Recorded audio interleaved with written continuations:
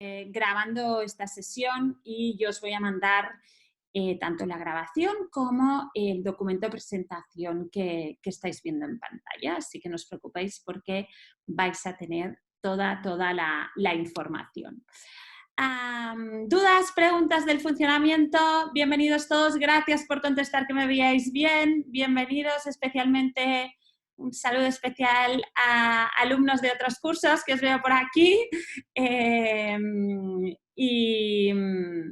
Todo claro, clarísimo, pues vamos ya vamos con el contenido de esta sesión. Vamos allá. Hoy vamos a hablar de comprensión lectora y en concreto, ¿de qué hablaremos? Hoy hablaremos intentaremos entender cómo se desarrolla la comprensión lectora. Vamos a hablar sobre la teoría del esquema, qué es la teoría del esquema y qué efectos tiene cuando nosotros estamos planteando actividades y estrategias para intensificar o para apoyar la comprensión lectora. Hablaremos también de qué factores inciden o cuáles son los dos principales factores que inciden en la capacidad de entender bien los textos que estamos leyendo.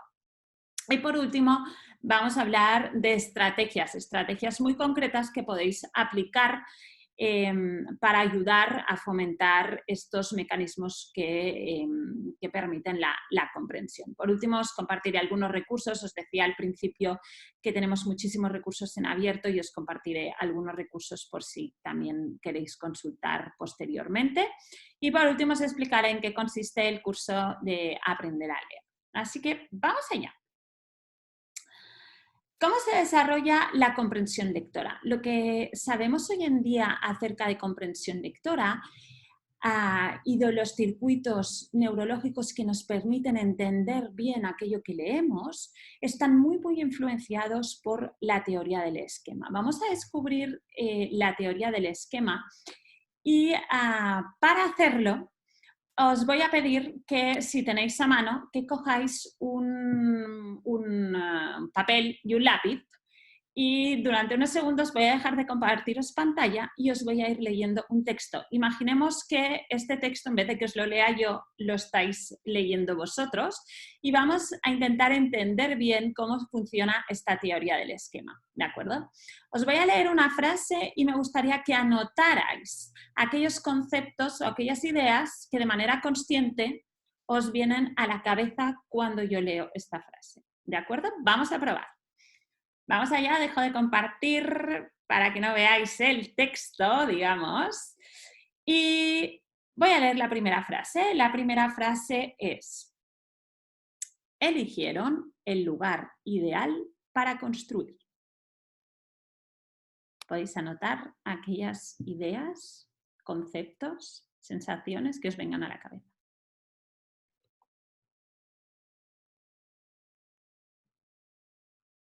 Venga, sigo. Colocaron los bloques unos junto a otros en círculo.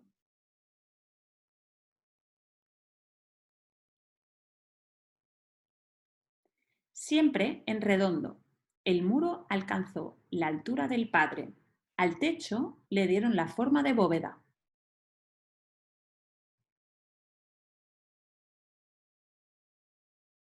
A cada bloque de hielo lo igualaron con un cuchillo y así quedó construido el iglú. ¿De acuerdo? ¿Lo tenemos? Vale. Ahora os voy a pedir, voy a volver a leer la primera frase y os voy a pedir que a través del chat me escribáis aquellos conceptos que os han venido a la cabeza. ¿De acuerdo? La primera frase, o que habéis anotado, digamos, la primera frase era: eligieron el lugar ideal para construir. Podéis escribirlos a través del chat. Construcción, casa. Lugar, un bosque, casa. Elegir, construir un lugar, terreno plano cerca al mar, terreno llano, pilotes, edificación, materiales, lugar seguro. ¿Vale? Perfecto. Tenemos claro que había un lugar que estaban construyendo, había materiales, decíais montaña, un lugar, etc. Un espacio. Vale. Seguimos. La segunda frase era colocaron los bloques unos junto a los otros en un círculo. ¿Qué conceptos os han venido a la cabeza? Círculo, bloques en círculo, construcción otra vez, bloques juntos. Circunferencia, distribuyeron, forma de construcción peculiar. Podría ser, ahora esa construcción la vamos matizando, podría ser un castillo, una casa, un iglú, me habéis dicho, aún no lo sabíamos porque el hielo no sabe esa información, pero era redonda. Hemos pensado que quizá estaban jugando, ¿sí? ¿Vale? La segunda frase nos decía, siempre en redondo el muro alcanzó la altura del padre. Al techo le dieron la forma de bóveda. ¿Qué habéis escrito aquí?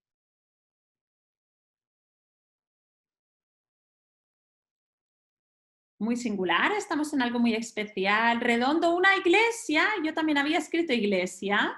Iglú, hay alguien que ya pensaba en el iglú porque era circular, era una construcción grande y en una bóveda, por tanto esto también nos podía llevar a esta idea de iglesia.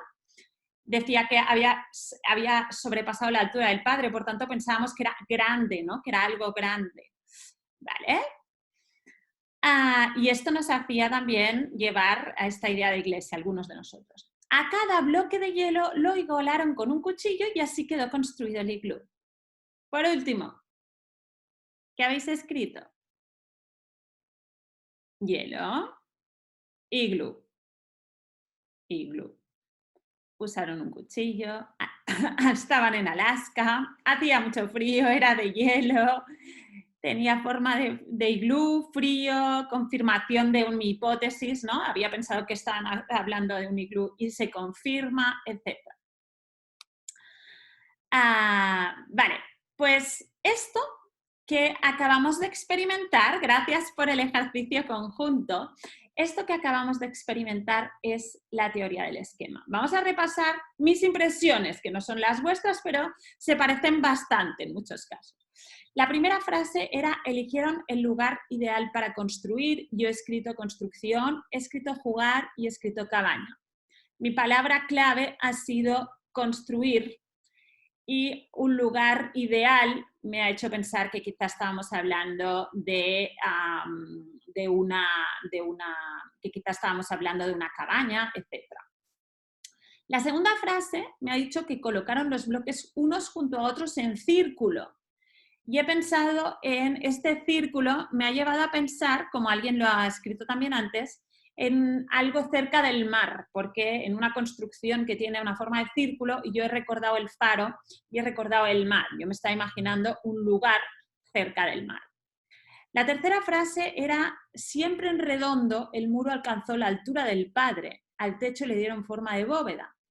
He pensado que no estaban jugando, había tenido la hipótesis inicial que quizás estaban jugando y estaban construyendo cabañas, pero ahora me dice que era más alto que el padre.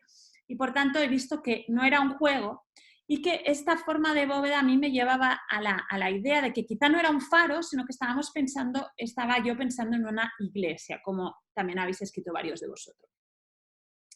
Pero por último he leído la última frase que decía, a cada bloque de hielo lo igualaron con un cuchillo y así construido el iglú y me ha quedado claro que esta forma redonda era esta forma de bóveda era una forma de un iglú.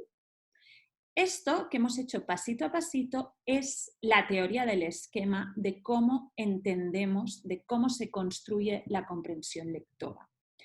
¿Qué quiere decir esto?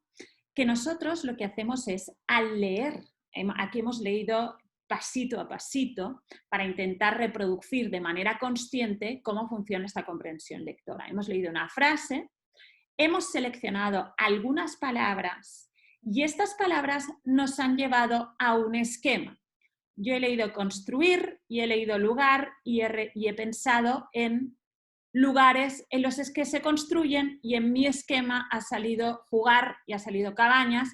Como alguno de vosotros probablemente también si hubiera seguido tirando el hilo hubiera salido bosque. En mi esquema de construcción hay esta información. Para entender bien esta frase, yo he tirado de la información que ya está dentro de mi propio sistema y he ido a buscar aquellos esquemas, aquellas redes en las que está esta información. Esto me ha llevado a generar una hipótesis, que es que este texto iba de niños que jugaban a cabañas. Esta era mi hipótesis inicial. La segunda frase me ha dado más información y me ha dicho que estos bloques estaban en círculo. Y yo he pensado en construcciones en círculo y he ido a buscar mi esquema mental de construcciones en círculo y ha salido el faro. Y cerca del faro, dentro de mi propio esquema, ha salido el mar. Probablemente este lugar, en mi cabeza, mi hipótesis ha generado un lugar que estaba cerca del mar. Y he probablemente desechado la información que me había llevado a decir que era un bosque, porque ahora he reconsiderado, he generado una nueva hipótesis usando la información que leo y contrastándolo con mis propias redes, con mis propios esquemas. En la tercera frase me ha dado más información y me ha dicho que era alto, porque he pensado que los padres son altos. Eso es de nuevo una información que tengo almacenada en un esquema y he deducido, por tanto, que no era en juego. He de nuevo reconsiderado mi hipótesis y generado una hipótesis nueva. Y he pensado que esta forma de bóveda, de nuevo he ido a buscar la información y he pensado en una iglesia, ¿de acuerdo? Esto es la teoría del esquema en acción, digamos. La teoría del esquema, por tanto, nos ayuda a entender y a generar hipótesis sobre lo que nosotros leemos, contrastando con aquellas redes sinápticas que ya tenemos. Por tanto, es una teoría que explica muy bien cómo funcionan los procesos de comprensión lectora. Rumelhart nos hace, para entender bien cómo funciona la teoría del esquema, Rumelhart nos hace las siguientes analogías y nos dice que los esquemas mentales, esta teoría del esquema hace referencia, nos ayudan y parecen una teoría porque nos ayudan a interpretar y a deducir una parte de este texto para lanzar hipótesis. ¿Veis lo que hemos estado haciendo? Hemos ido lanzando hipótesis y corrigiéndolas para llegar a entender bien lo que nos estaban diciendo. Durante la comprensión lectora, nosotros estamos constantemente generando hipótesis y siendo capaces de interpretar la información nueva para relanzar una nueva hipótesis, ¿de acuerdo? Y esto es lo que nos hace consolidar la información. Esto es lo que nos hace entender bien aquello que estamos leyendo. Nos ayuda, la teoría del esquema genera procedimiento porque nos ayuda, el esquema está organizado en red, nuestra información está organizada en red y nos da múltiples matices. Cuando hemos dicho una construcción en círculo, yo he pensado en el faro y el faro me ha llevado al mar. ¿Por qué esto? Porque en la información está almacenada en red y estas redes son capaces de relacionarse entre sí y ayudarme, ponerse al servicio de la información nueva que ha entrado para que yo pueda acceder a comprender el significado. Son analizadores, porque además, imaginar este texto, hemos hecho dos cosas. La primera, os he dicho que pensarais en conceptos, pero hemos hecho otra cosa, aunque no lo hayamos hablado, es que hemos analizado el texto y hemos visto si tiene sentido o no. Si este texto hubiera dado informaciones contradictorias, imaginaros, este texto decía, eligieron un lugar ideal para construir y colocaron los bloques junto a los otros, imaginaros que la siguiente frase hubiera dicho, colocaron los bloques uno lejos del otro, por tanto me hubiera dicho primero que estaban juntos y luego que estaban lejos. ¿Qué hubiera pasado? Que yo no hubiera sido capaz de entender bien esta información porque hubiera detectado un fallo formal que impide la buena comprensión. Por tanto, la teoría del esquema me ayuda también a analizar formalmente si el texto tiene sentido o no lo tiene. Y por último, funcionan, nos dice Rumelhart, como un libreto de teatro. En un libreto de teatro está toda la información, está la información del personaje, de la situación, del ambiente, etc. Y por tanto, me da múltiples informaciones. Es decir, cuando hoy hemos pensado en una construcción redonda, yo personalmente he pensado en el faro y el faro me ha llevado al mar y probablemente se hubiera seguido tirando e incluso hubiera podido llegar hasta imaginarme cuál era el olor que pasaba en ese espacio, porque quizá me hubiera imaginado que había pinos y los pinos huelen, bla, bla, bla, bla, ¿no? Por tanto, me da una información 360. Esto es porque cuando nosotros leemos somos capaces incluso de imaginarnos, de oler prácticamente a la que nos metemos bien en una historia la situación, porque tenemos esta información multidimensional, digamos, porque la información está almacenada en esquema de manera interrelacionada y somos capaces de no solo entender el concepto, sino relacionarlo con un concepto mucho más amplio que me da mucha riqueza en la comprensión. Así es como funciona, por tanto, la comprensión lectora. ¿Qué pasa con nuestros niños? Pues decía Schmidt que nuestros esquemas nunca están completos. Siempre falta parte de la información. El esquema no es algo fijo, sino que es algo que construimos a medida que vivimos, a medida que tenemos experiencias, a medida que leemos, a medida que nos ocurren cosas. Pero esto se aplica de manera especial a los niños. ¿Por qué? Porque son, decía, relativamente novatos en el cúmulo de información necesaria para aprender sobre el mundo. Lo que es lo mismo, estos niños no tienen tanta información vital, o como dicen los americanos, tanta background knowledge, tanta información de base, que les permita comprender en esta riqueza de detalles que nos permite a los que ya tenemos más experiencia, porque hemos generado mayores esquemas, porque tenemos más información para interpretar bien aquello que estamos leyendo. Por tanto, con esto nos lleva al resumen, digamos que la teoría del esquema lo que nos lleva es que la información que yo leo lo que hace es activar subesquemas que me ayudan a entender, que me ayudan a generar hipótesis y validarlas o reconsiderarlas, y que por último consolidan o destruyen las redes para poder comprender esta información y no solo comprenderla, sino también integrarla. ¿De qué depende esta comprensión lectora? Ya lo he apuntado, pero esta información depende de dos grandes factores en mayor medida, digamos. El primer factor, y es el que acabo de explicar, es el conocimiento de base. Y el segundo factor es el lenguaje. Ya he hablado un poco del conocimiento de base, ahora lo matizo, pero vamos a hablar primero del área del desarrollo del lenguaje. Hemos dicho que esta teoría del esquema me permite también no solo interpretar las ideas, como os he dicho aquí, sino formalmente, como os decía en esta transparencia, a ver si sale, aquí, sino me permite analizar formalmente este texto. Si no soy capaz de darle un sentido formal al texto, el resto voy a ser incapaz de hacerlo. ¿Y qué quiere decir analizar formalmente el texto?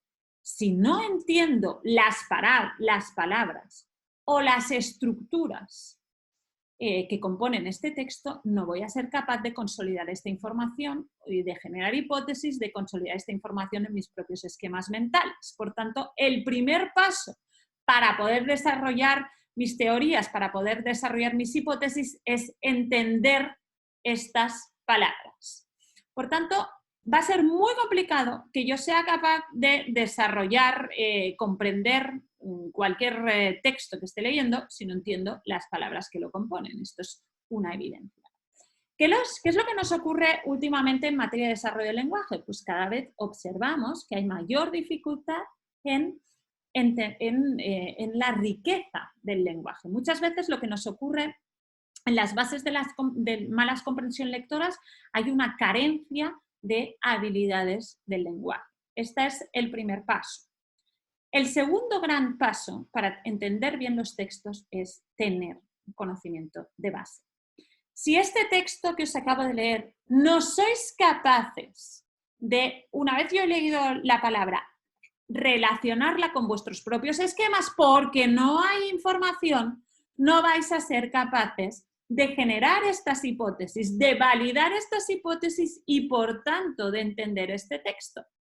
Por tanto, sin conocimiento de base, habrá una pobre o pobrísima comprensión lectora. Por tanto, las dos variables que mayor correlacionan con la comprensión lectora son el lenguaje y el conocimiento de base. El conocimiento de base me ayuda, como habéis visto, a hacer hipótesis, a hacer inferencias, me ayuda a replantearme la información. Si yo no sé lo que es la palabra iglú, si no tengo información, si no sé que los iglús tienen forma abovedada, no voy a entender ese texto, ¿sí? Por tanto, el conocimiento de base es el que me ayuda a entender. Hay un libro súper interesante que se llama Cómo hacer que los hijos o los niños lean o cómo convertir a los niños en buenos lectores. En inglés es Raising Kids Who Wants to Read, y de Dalian T. Willingham. Y en este libro que reflexiona mucho Willingham sobre qué es un buen lector, es decir, si queremos que nuestros hijos o nuestros alumnos se conviertan en buenos lectores, primero tendremos que entender bien qué es un buen lector y qué hace un lector de un buen lector, cuál es el punto, ¿no? Y en este punto Daniel Willingham intenta desde la ciencia, desde una vertiente muy científica, entender y definir qué quiere decir ser un buen lector. La gran característica que Willingham relata sobre los buenos lectores es el conocimiento de base. Dice, los buenos lectores usan su conocimiento de base para entender las historias que están leyendo y a la vez eso les permite adquirir un nuevo conocimiento de base que les hace disfrutar más a las historias. Por tanto, es un pez que se muerde la cola. A mayor conocimiento de base, mayor comprensión, a mayor comprensión, mayor disfrute. A mayor disfrute, más lectura, a más lectura, más conocimiento de base. Por tanto, generamos una rueda. Y esta es la rueda, digamos, el círculo virtuoso de los buenos lectores. ¿Qué es lo que nos ocurre con los niños? Como os leía en la frase anterior. Como os ocurre, lo que os decía, es que ellos no tienen este conocimiento de base. Este conocimiento de base, ¿cómo lo adquirimos? Que sería la gran pregunta. Este conocimiento de base lo adquirimos a través de la experiencia, a través de la vida, pero también a través de las lecturas. También a través de aquello que leemos, las películas que vemos, las conversaciones que tenemos, los lugares a los que vamos, etcétera, etcétera. En los niños, cuantas más experiencias vitales, cuanta más lectura compartida, cuanta más diálogo, cuanta más reflexión hay, más conocimiento de base hay. Y por tanto, más posibilidades de que estos niños o estas niñas entiendan aquello que leen. Creo que en general el conocimiento de base, que son saber cosas en general, no simplemente, no por aprobar un examen, sino por el mero hecho de saberlas, es algo que estamos lamentablemente perdiendo, ¿no? Estamos en la era de la información en la que a un clic tenemos millones de informaciones, muchas de ellas valiosísimas, pero a veces nos falta el conocimiento de base para ser capaces incluso de decidir cuáles son las interesantes de cuáles no. Creo que, por tanto, no es de extrañar que los niveles de comprensión lectora cada vez sean más bajos, porque si hay menos conocimiento de base, esto tendrá una repercusión directa en la comprensión lectora. ¿Qué es lo que nos ocurre con el lenguaje? Pues lamentablemente 3/4 de lo mismo. Hay un estudio súper interesante, creo que ya lo he mencionado más de una vez por aquí, de Anthony Steed, que es un lingüista que hizo un estudio en Estados Unidos. No es un estudio que se hizo en Europa o digamos en niños hispanohablantes, sino anglosajones, pero yo creo que como tendencia nos podemos quedar con la cifra. Anthony Stith hizo un estudio retrospectivo desde el año 1945 hasta el año, creo que era 2000, y medía el número de palabras medias que manejaban los niños que entraban en educación primaria y se dio cuenta que se habían perdido el 75% de las palabras, mientras que en el 1945 había unas 10.000 palabras en el lenguaje corriente, en el 2000 eran unas 2.500. Por tanto, estamos perdiendo el lenguaje. Esto es una evidencia, creo que es algo que ya venimos observando hace más tiempo, es algo que a mí personalmente en los cursos de lectoescritura me llega más y preocupa más. Creo que es algo que nos debe preocupar mucho. El lenguaje no podemos perderlo. El lenguaje es mucho más que una herramienta de comunicación, es una herramienta de pensamiento también. Y si perdemos las palabras, de alguna manera perdemos la riqueza en nuestra capacidad de pensar y de organizar el mundo, ¿no? Es una manera de entender el mundo, de etiquetar el mundo, y no podemos perder la riqueza.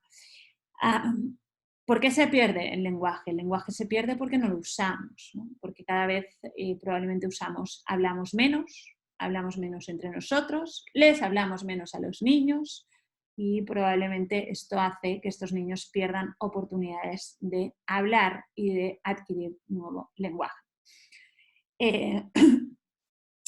Últimamente, y también no sé si luego si queréis en la parte de chat de charla lo comentamos, pero sí que es algo que me suelen decir, que me han dicho que hace ya tiempo que los alumnos, etcétera, de los cursos venimos comentando esta pérdida del lenguaje. Pero este año post o insight la pandemia, digamos, una de las cosas que decían de los niños, por ejemplo, que entran en educación infantil, es decir, que se incorporan al colegio en un mundo en pandemia, es que se ha observado que llegan muchos niños, cuando estamos diciendo muchos es un porcentaje superior al 25-30% de niños que llegan sin ninguna habilidad de lenguaje, sin lenguaje expresivo, no son capaces de hablar, no son capaces de expresar nada. Por tanto, esto es preocupante, esto es muy preocupante.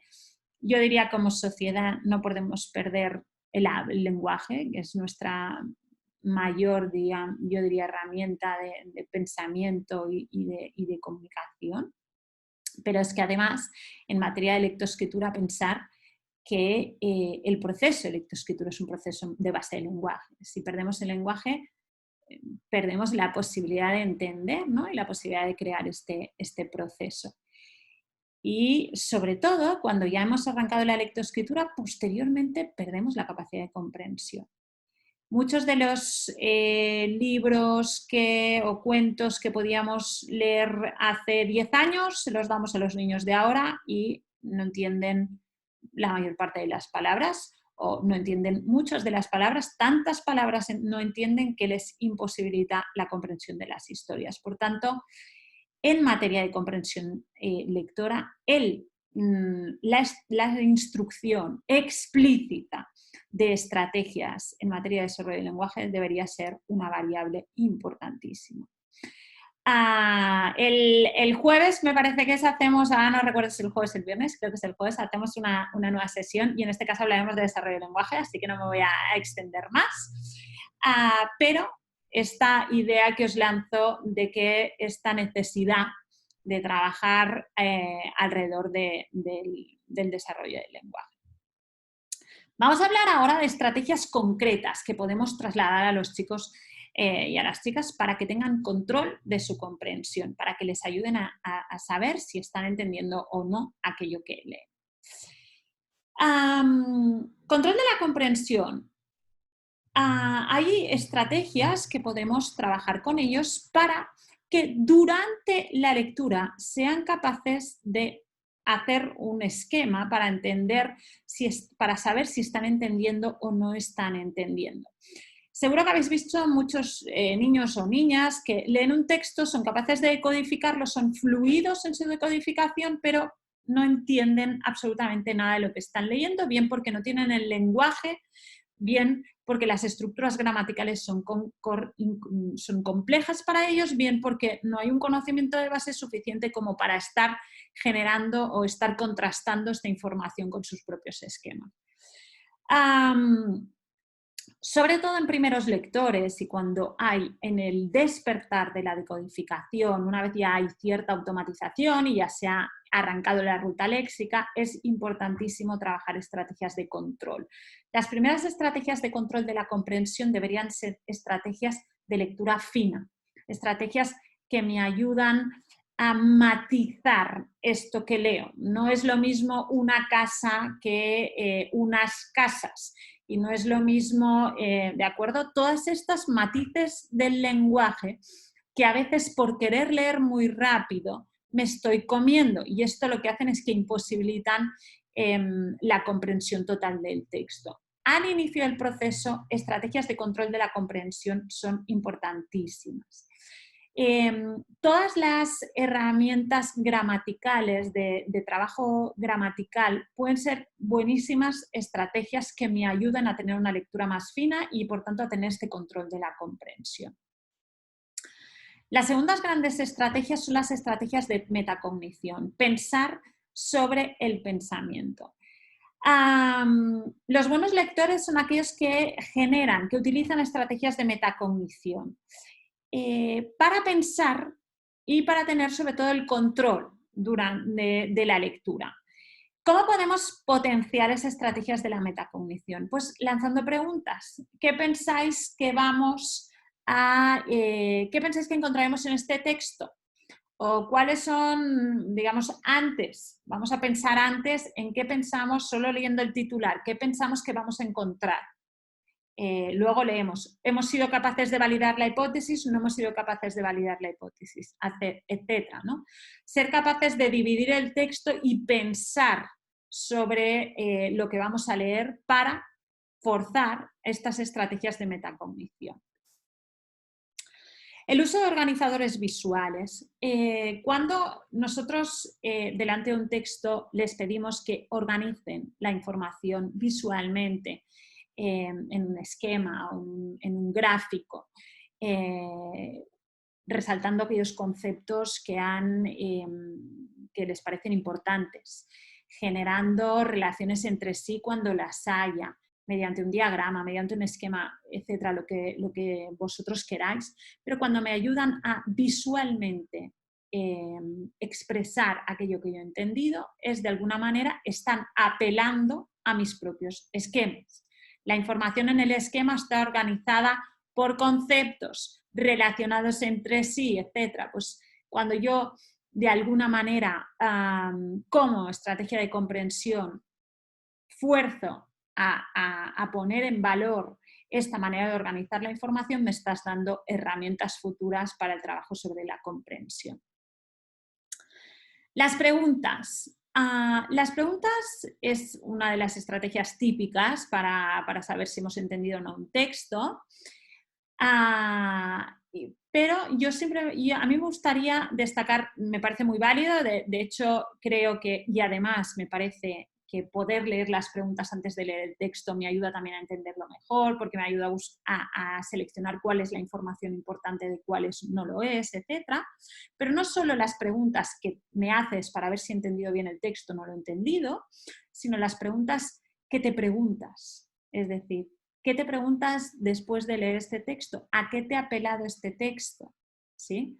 ¿Qué es lo que he entendido? ¿Qué es lo que me gustaría saber de más? ¿Qué es cuál es la duda que me ha quedado? ¿Qué es la que me ha despertado? Etcétera, ¿no? Estas preguntas no solo para contestar sobre el texto, sino para interpelarme, aprender a relacionarme de manera crítica con el texto. Es una manera clarísima de comprensión y sobre todo de integración de la información en mis propios esquemas. La quinta es el reconocer la estructura.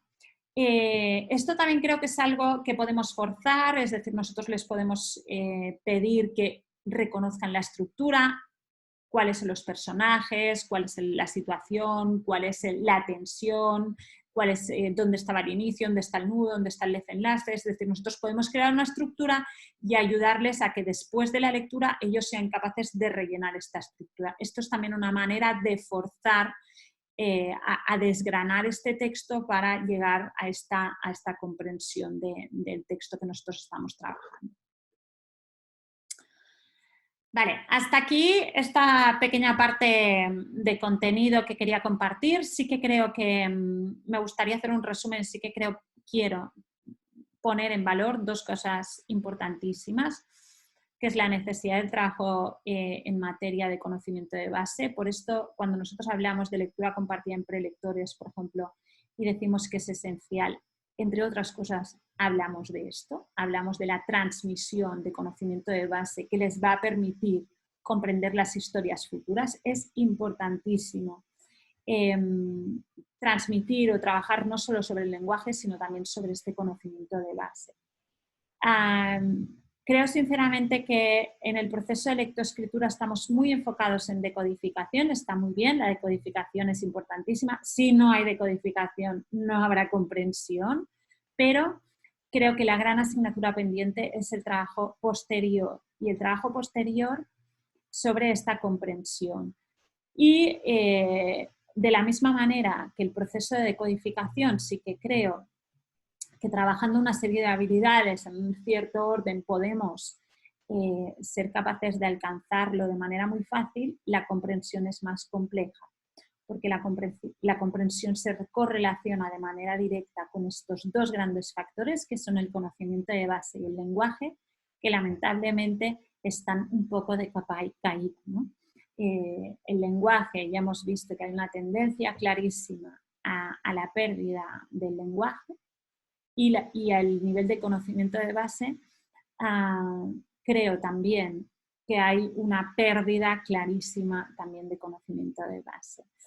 Cada vez más tenemos clara que la información no hay que memorizar, estoy de acuerdo que tenemos que tener claro que la información está accesible a nosotros, pero en esta cantidad de información a veces llegamos a la desinformación o a la incapacidad para incluso consolidar información nueva. Y creo que el trabajo sobre el conocimiento de base es importantísimo. Os dejo más información, os lo he filtrado ya, que podéis consultar en abierto sobre comprensión lectora. Como sabéis, os digo en el blog, yo os lo filtro en chat, os lo dejo por aquí. Encontraréis más info en abierto que podéis consultar. Os lo dejo aquí. Tenéis también vídeos que hemos publicado acerca de no solo comprensión, sino también todo el proceso de aprendizaje de la lectoescritura, que también os los dejo filtrados por aquí. Y como siempre, os recomiendo nuestro perfil de Pinterest y en concreto os hago un zoom sobre la carpeta de Aprender a Leer, porque está toda nuestra información más informaciones que nos parecen interesantes y además la tenéis, como veis, ordenada, ¿no? Fonología, Montessori, dislexia, metodologías, comprensión. Por tanto, también me parece como un recurso para tener en cuenta. Por último, me queda explicaros brevemente en qué consiste nuestro curso de Aprender a Leer. Nosotros tenemos, ya sabéis que tenemos varios cursos de lectoescritura. Este es la madre del cordero, que digo yo. Este es el curso más extenso que tenemos de lectoescritura. Son 14 semanas de formación guiada y vamos desde la neurociencia hasta la comprensión. Pasamos todas las etapas. Pasamos prelectores, pasamos el inicio de la escritura, pasamos la decodificación, pasamos la parte manuscrita, pasamos la comprensión, pasamos por todas las partes. Y trabajamos a dos niveles, a un nivel clarísimo de comprensión del proceso y pasamos con muchas actividades que podéis realizar para trabajar cada una de estas áreas. Este es, yo diría, el curso más completo que tenemos de todos los cursos de lectoescritura y es un curso que funciona como muchos de nuestros cursos, una parte en plataforma de formación y el otro en webinars muy prácticas para trabajar todas estas áreas. Empezamos el 15 se abre la plataforma, 15 de febrero se abre plataforma y el día 22 de febrero, la semana, no el día, la semana del 22 de febrero iniciamos todas las webinars se inician una semana después, así que si os interesa echarle un ojo, que os esperamos. En cualquier caso, muchísimas gracias por haberme acompañado hasta aquí. Veo que ya hay unas cuantas preguntas ya en chat. Os animo a que las dejéis, mientras voy contestando, podéis ir dejando vuestras preguntas, que tenemos unos 15 minutillos para preguntas. Venga, vamos allá. Vale, me habéis contestado, algunos me habéis contestado el pequeño ejercicio. Vale. Vale, me preguntáis bibliografía. Sí, la bibliografía, mirad, os voy a buscar el libro, a ver si lo encuentro y os lo puedo dejar. A ver. Es un libro que salió hace un tiempo, creo que ahora ya sale, está en español, me parece a mí. Voy a ver si lo encuentro. Y si no, os dejaré el enlace. Vale, sí, ya ha salido en español y se llama Educando Niños Lectores. En español se llama Educando Niños Lectores y os lo voy a dejar por aquí, ¿vale? Os lo dejo por el chat. Se llama... vale. Educando Niños Lectores. Y el autor es Daniel... Ay, lo siento mal. Daniel T. Willingham. ¿Vale? ¿Qué estrategia recomiendo para fortalecer el conocimiento de base? Vale. Con los más pequeños, y por tanto, y a mí me parece, con los más pequeños y primeros lectores, creo que deberíamos trabajar de manera súper decidida en materia de fomento lector y lectura compartida, sin ninguna duda. Mirad, yo, por ejemplo, estoy trabajando con un colegio, estoy asesorándolos un poco en la creación de un programa de lectoescritura. Y para que os hagáis una idea, al inicio del proceso nosotros hemos generado una serie de pesos y el peso más importante uno de los pesos más importantes es la lectura compartida. La lectura compartida es esencial, no solo porque nos transmite conocimiento de base, nos transmite conocimiento formal sobre el lenguaje escrito, sobre las historias, sobre las estructuras narrativas, trabaja sobre el desarrollo del lenguaje, etc. Y por tanto, estamos preparando estas bases. Luego necesitaremos herramientas más específicas para aprender a decodificar, como es la fonología, la correspondencia fonema-grafema, etcétera, etcétera. Pero nos da la base para poder comprender bien las historias posteriormente. Con los que ya son más mayores y por tanto pensamos que ya no tiene quizá tanto sentido la lectura compartida, aunque creo que al inicio del proceso en curso, aunque ellos sepan, deberíamos seguir trabajando sobre la lectura compartida. Creo que la diversidad de reflexiones, el ser capaz de seguir sobre sus centros de interés y no quedarnos en la superficie, sino siempre tratar de comprender bien las historias, de entender bien los mundos, ¿no? Me parece que es importante y a veces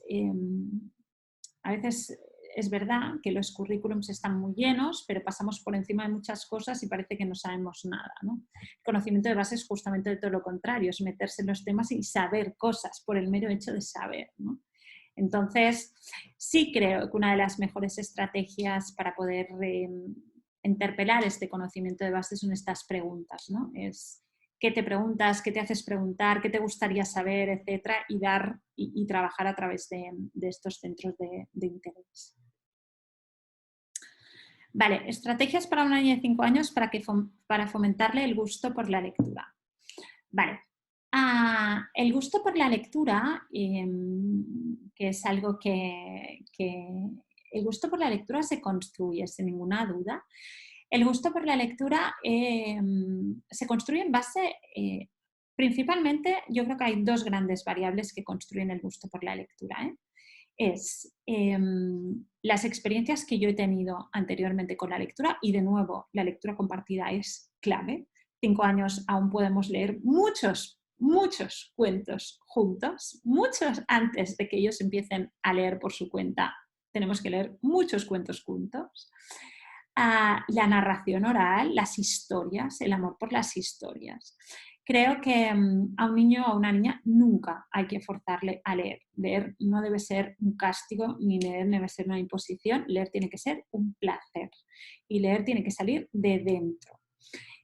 Para ello, para que sea un placer y para tener experiencias positivas con la lectura, tengo que haber leído mucho con ellos. Tengo que haber buscado aquellos materiales que les resulten de interés. Si este cuento no le gusta, no pasa nada, vamos a buscar otro y lo vamos a dejar en cualquier lugar, ¿no? Si no es aquí, lo dejaremos allí y si no, pues buscaremos con un cómic. Es decir, no dejéis nunca de traer cuentos, de encontrar cuentos, de buscar y sobre todo de contarlos. Un buen lector es alguien, yo creo, principalmente a quien le han contado millones y millones de historias. Esto creo que es la mejor inversión que podéis hacer para fomentar la lectura, es esta lectura compartida. Pero os comparto algún enlace basado en un pequeño resumen de este libro que os acabo de dejar escrito aquí en chat. A ver si... Vale. Que creo que quizá os puede gustar al respecto, ¿vale? Os lo dejo por aquí y dejarme un segundo. Vale, este otro que también es importante. Creo que tenemos muchas veces mucho interés en que los niños lean, que aprendan a leer, ¿no? Vendría a ser la palabra. Y hay una enorme presión porque aprendan a leer y aprendan a leer bien rápido. ¿Y qué es lo que hacemos en esta presión? Pues en esta presión muchas veces, tanto en casa como en el aula, nos estamos dejando las bases. Por un lado, muchas veces no preparamos bien en las habilidades prelectoras y esto lo que hace es que el proceso de aprendizaje de la lectoescritura sea súper tedioso para ellos, por tanto les confronte muchas veces con situaciones que no son capaces de culminar con éxito. Y además, en ese tiempo que queremos correr, nos comemos muchas veces justo el qué, nos comemos el gusto, el fomento, ¿no? Nosotros, por ejemplo, en el curso de aprendizaje de la lectura siempre decimos que en la base de todo el proceso, y es algo que soy muy pesada en este curso y en algunos otros sobre lectoescritura, es entender bien el proceso y siempre en el proceso el primer paso es las ganas de el fomento lector y el desarrollo del lenguaje. Sin esto no vamos a ningún lado. Yo prefiero que aprendan a leer un poco más tarde, pero que hayan leído de manera compartida mucho, que no, que aprendan a leer muy pronto, pero no tengan las herramientas ni de comprensión ni de disfrute de estas historias. Vale. ¿Cómo trabajar el procesamiento fonológico de un niño de 12 años que cuenta con diagnóstico limítrofe y que aún no sabe leer? Vale. Como sabéis, la conciencia fonológica es una habilidad prelectora clave. Sin fonología no vamos a ser capaces de llegar a la decodificación y, por tanto, si no tiene conocimiento fonológico, es evidente que le va a costar o no va a poder alcanzar la decodificación. Yo personalmente tendría muy claro dónde está, o intentaría hacer una pequeña evaluación de este niño o esta niña, dónde está a nivel fonológico, cuáles son las habilidades que tiene fonológicas y, por tanto, intentaría hacer una pequeña evaluación. No hace falta que se pase ninguna batería, si no podéis hacerlo de manera lúdica, y después empezaría a trabajar de manera muy sistémica aquí Y como siempre os digo, el aprendizaje fonológico, para mí, el mejor aprendizaje fonológico es el lúdico, es el que se hace a través del juego, etcétera, no es una ficha, porque es la mejor manera de enganchar. Os dejo algún enlace sobre evaluación fonológica, así un poco más lúdica, a través de canciones y a través de cuentos. No, cuentos no, son canciones que quizá os puede ayudar a hacer esta primera evaluación. Vale, os lo dejo aquí. Aquí lo tenéis. Os lo dejo en chat también, ¿vale?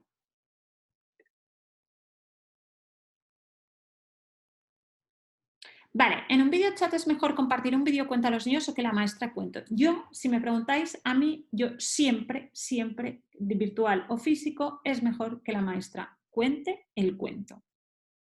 Si nos estamos quejando de que falta lenguaje, si nos estamos quejando de que hay dificultades para el área del lenguaje, etcétera, y ponemos un vídeo en el que no hay personas... Mirad, cuando nosotros estamos contando un cuento y lo contamos con conciencia, lo traemos a la vida, generamos expresiones, generamos distintos tonos de voz, nos ven la cara, nos movemos, etcétera, aunque sea a través de una pantalla, estamos captando, estamos transmitiendo. Nada va, un videocuento no va a superar esto a nivel de conexión. Podemos parar, podemos hacer preguntas, de hecho debemos hacer preguntas. La mejor lectura compartida es la lectura interactiva, la que yo te hago preguntas, tú me contestas, etc., ¿no? Un videocuento esto no ocurre, es plano, es flat. Entonces, sin ninguna duda, el que la maestra cuenta, el que la maestra trae este cuento a la vida, podéis traer títeres si pensáis que necesitáis un plus para captar la atención, hacer preguntas, etc. Podéis buscar incluso maneras creativas de que os contesten, si no queréis que sea un lío, podéis decir, pues, quien haya visto el conejo que estaba no sé qué, que levante una mano, que se ponga, se tape un ojo, ¿no? Algún tipo de acción que sea un movimiento para que veamos que están enganchados con la historia, etcétera, pero sin ninguna duda que lo cuente la maestra. Sí. ¿Algún test para medir el nivel de conciencia fonológica? Hay un montón de test para medir la conciencia fonológica, muchísimos test para medirla y pocos que sean completos totalmente, ¿vale? ¿Qué quiere decir esto? Quiere decir que lo importante es que sepas qué quieres medir y encuentres el mejor test. Yo te dejo un enlace con una propuesta de test y a ver si lo encuentro, la grabación de una webinar en la que hablábamos solo de evaluación fonológica para que te sepas orientar dentro de millones de propuestas que hay a nivel de evaluación fonológica, cuál es la que, bueno, intento dar un poco de orden para que sepáis cuál es el test que os puede venir mejor en cada momento. A ver si lo encuentro, un segundo. Vale. Vale, aquí encontráis una propuesta de evaluación que hemos hecho nosotros y a ver si encuentro así rápido el vídeo de la webinar. La hicimos hace ya bastante tiempo.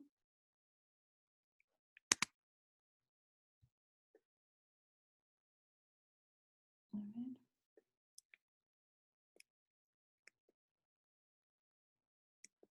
Vale. Bueno, os cuelgo varios enlaces sobre evaluación fonológica, ¿vale? Os los dejo por aquí.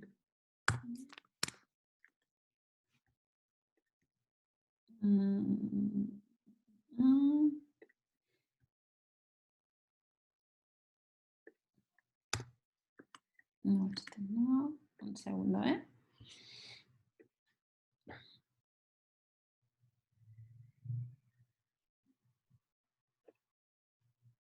Un poco.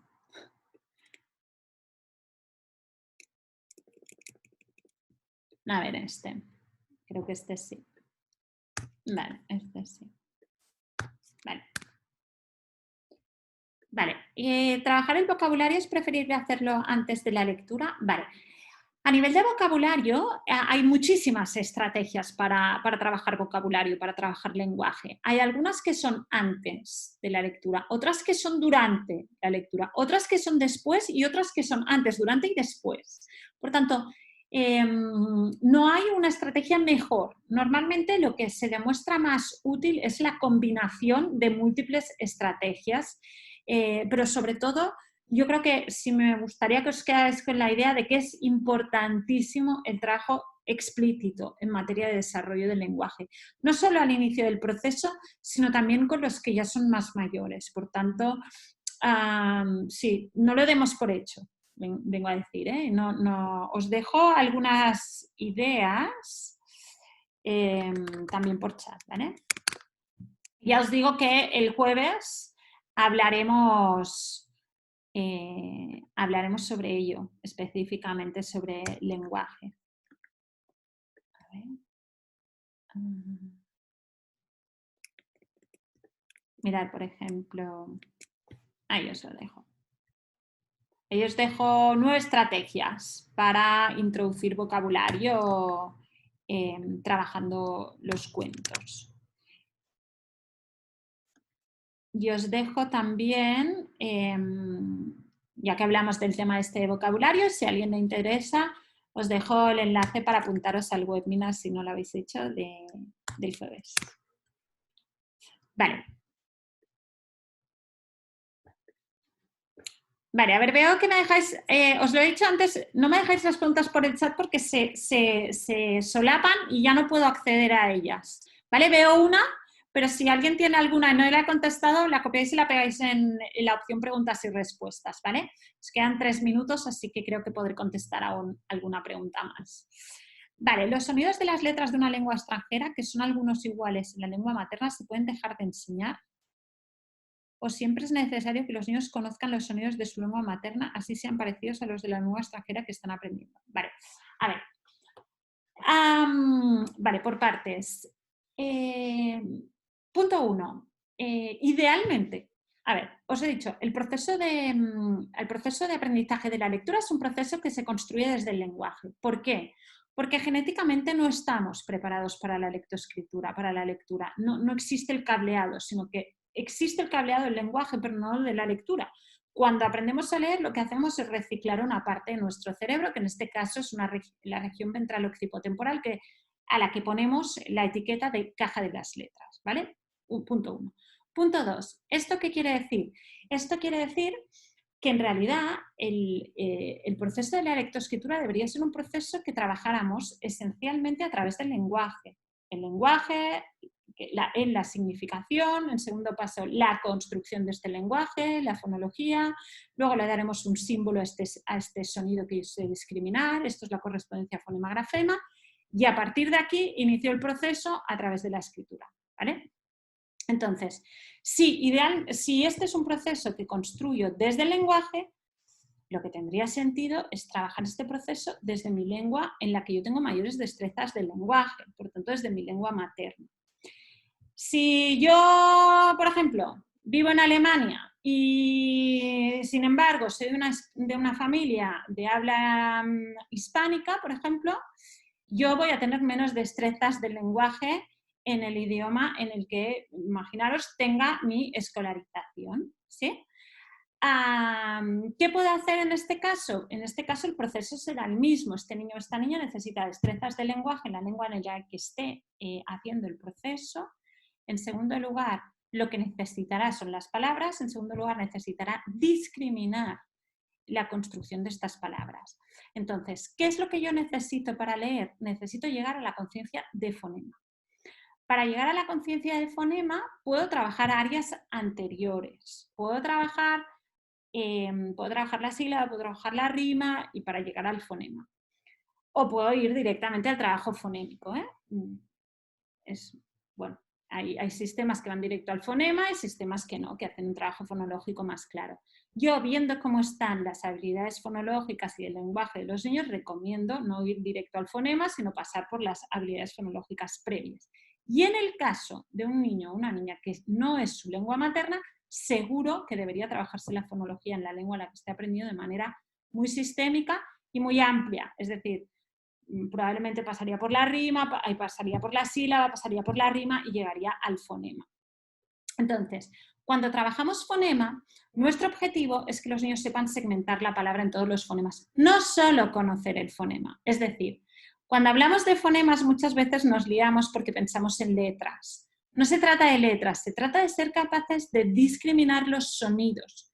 El sonido, me da igual cómo se escriba en inglés, en español, en alemán o en turco, me da igual. Yo lo que quiero es que estos niños discriminen el sonido. Luego la simbología puede ser distinta, pero cuando hablamos de fonología hablamos de sonidos. Entonces, más que conocer el sonido, es verdad que hay lenguas que hay sonidos específicos, que solo se dan en algunas lenguas y no se dan en todas. Hay algunos matices, pero la idea es que ellos sepan discriminar el sonido y no solo reconocer un sonido, sino segmentar la palabra en todos los sonidos. Por tanto, resumiendo, mi consejo sí que es hacer un trabajo fonológico clarísimo, teniendo muy claro que este niño o esta niña tenga destrezas de lenguaje, hacer un trabajo fonológico clarísimo en la lengua en la que vaya a aprender a leer. Y no solo reconocer los sonidos, sino segmentar todas las palabras en todos los sonidos. Vale, me quedan algunas preguntas por contestar, pero se nos ha pasado el tiempo. Si alguien tiene una necesidad imperiosa, alguna duda que se ha quedado con muchas ganas de preguntarme, os dejo mi correo escrito aquí, es maria@cuentosparacrecer.org. No dudéis en escribirme, a veces tardo un poco porque tengo mucho lío, pero siempre contesto, así que no os preocupéis que os contesto, ¿vale? En cualquier caso, muchísimas gracias por haberme acompañado esta tarde un ratito. Si a alguien le apetece, el jueves volveremos a la carga, así que os espero. Y en cualquier caso, si a alguien le interesa el curso, es un curso súper completo, que creo que da mucha luz, mucha luz alrededor de este proceso y también muchas actividades. Muchísimas gracias y hasta pronto.